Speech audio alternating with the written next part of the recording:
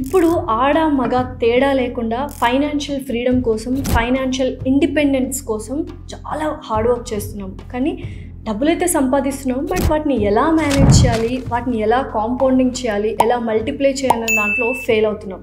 So ఇప్పుడు నేను కావచ్చు, చూస్తున్న మీరు కావచ్చు, ఇక్కడున్న ప్రతి ఒక్కళ్ళు డబ్బులు బాగా సంపాదిస్తున్నాం. But here comes the role of financial advisor. ఎందుకంటే బోల్డ్ అన్న ఆప్షన్స్ అయిపోయాయి. ఫర్ ఎగ్జాంపుల్ రియల్ ఎస్టేట్లో ఇన్వెస్ట్ చేద్దాం అనుకుంటారు కొంతమంది, ఎస్ఐపి, సిప్ అంటారు, మ్యూచువల్ ఫండ్స్ అంటారు, స్టాక్ మార్కెట్స్ అంటారు.